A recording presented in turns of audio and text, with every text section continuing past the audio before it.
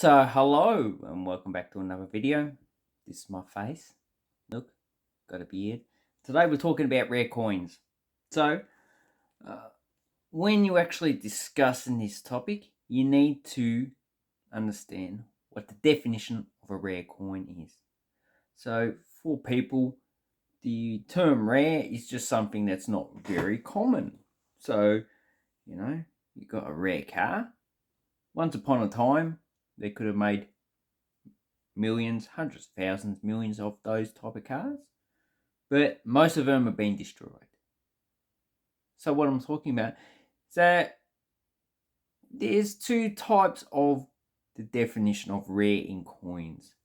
So the first one is the mintage. So the mintage of the coin. All coins have a certain mintage. Some of them are known, like these UK coins, they're known. And here we have a Yemen. This is 140 basa, I can't remember what the word is. Bashut, whatever. Anyway, we don't know what the mintage of this one is. So, we can't understand the definition. So that's where we need to take another definition. And that's a survival rate. So the survival rate of this coin is there's quite a lot of them.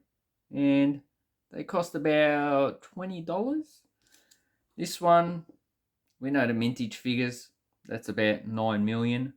And the survival rate is also quite high, so most of those 9 million coins are also survived. So as we go back in time, I think the mintage figures started to be kept in about 1700s. So these, these Chinese cash coins, these have no mintage figures. None of these coins do. They were casting quite a lot.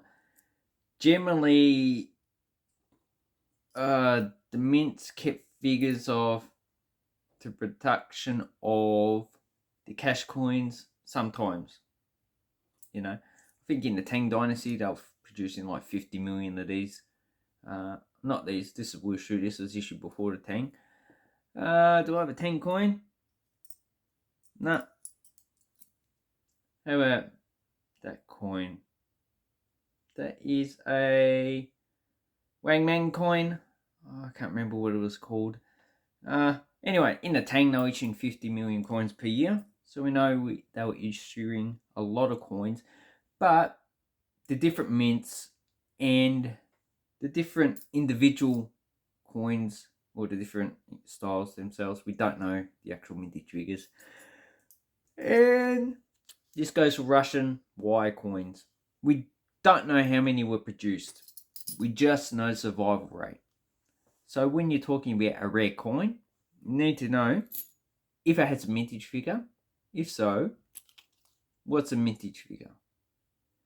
And if it doesn't have a mintage figure, how many are around now? That's basically it. So here I have the Renix catalogue.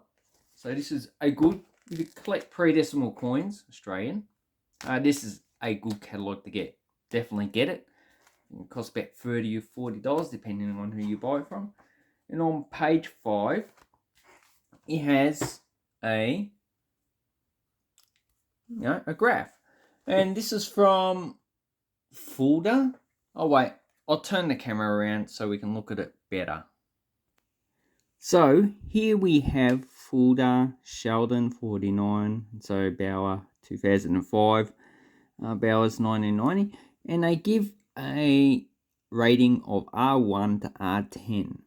So R10, has a possibility of one coin, R9, 2 to 4. So what I take is the maximum of R9, and I'll take the next one up. So R8, so that's 4. So this will be 5 to, what's the highest? 9. So this is definitely what they class as rare coins. So common coins are up here, and as you can see, it varies. So what I've done is I just take pretty much an average, and that is 1,500 coins. So if a coin, so this coin, Oman, 10 pesos, has a mintage of 20,000. So according to this, where's my pen gone? You got 2,000 plus, 5,000 plus. No, this just says common. Doesn't have the mintage figures. Common, scarce, rare, and that the mintage figures are here. So 1,250, got 2,000 or 4,000. So, or over 1,000. So this one is common, even though it's actually pretty hard to get. So this one does cost about $20, and on eBay there's only about 4 or 5 coins for sale. So that is a rare coin based on mintage. So if you have 8 coins, so this is the Yemen Coin. I think it's 1 bash type, and as you can see, this one's double dyed, and this was still hand engraved, and this is in the 1960s. Yemen's a pretty backwards place.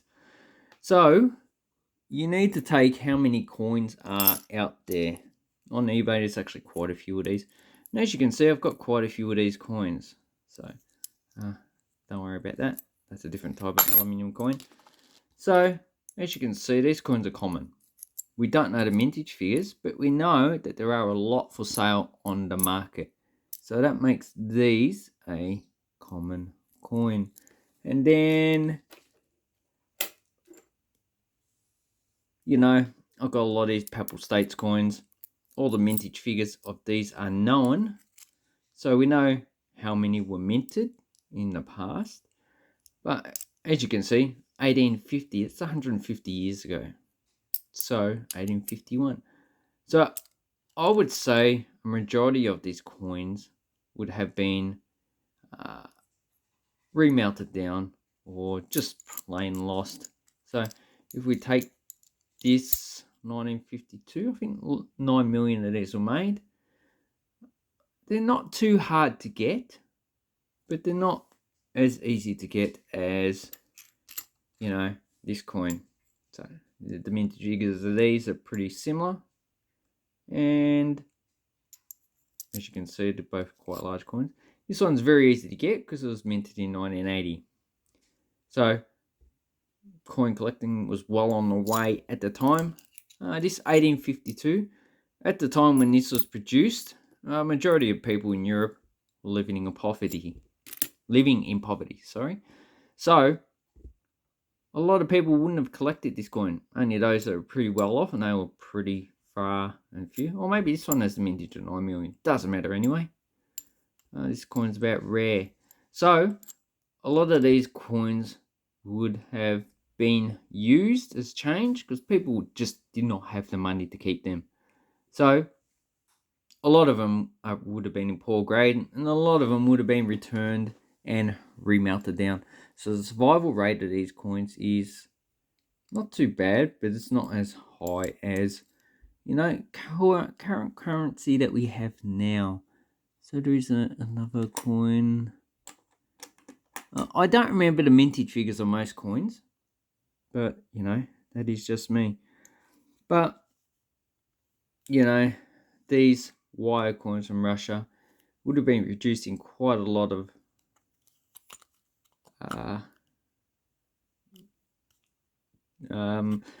amount. So quite a few million would have been produced. These are quite common because they're smaller in value. They're probably at similar values of 5 Biotti, but they just survived a lot better, probably because they are smaller, and a lot of these would have been quite easily lost. So if you drop this coin in a field of grass, the chances of you finding it are quite small. And in marketplaces in an archaeological context is a very good place to find coins, because you got dirt. They get covered in dirt, they get under corners, or if you got a cobble paved road, they go in between the cobbles, and they just stay there. So, you know, these are pretty common. You can buy this for $7 or $8 each. So, what the conclusion is that while rarity does depend on various factors, so the first one is mintage. Do we know how many coins were minted? Then yes, then we just base rarity on that, as well as how many are on the market at the time. So, but if we don't know the mintage figures, then we have to base the rarity on how many coins that we know about. That's a bit harder to define, but an experienced collector in a certain field will know if this coin is coin, because they will come across it quite often. And these ones are very common. So, all in all, a rare coin is a coin of 1,500 or less. That's based on that. But also, you know, if a coin is minted in higher numbers, but very few of them survive, that can be classed as a rare coin as well. So, just be careful out there. Now, Australian coins, unless it has a mintage of 1.5 million, it's going to be common. The 1972 5-cent coin, common. 8 million? 9 million? Minted, common. The new effigy coins, so these coins, so as we know, a few 100,000 have been produced already. So these are going to be common. Not very hard to get. You know, there's going to be like 40,000 sets already with these coins in it, so that's going to be a common coin. Anyway, I hope this helps you out with your coin collecting. And also, if you have a different opinion, leave it down below. I'm always welcome to people with different opinion, and have an awesome coin and banknote collecting time. Thank you and goodbye.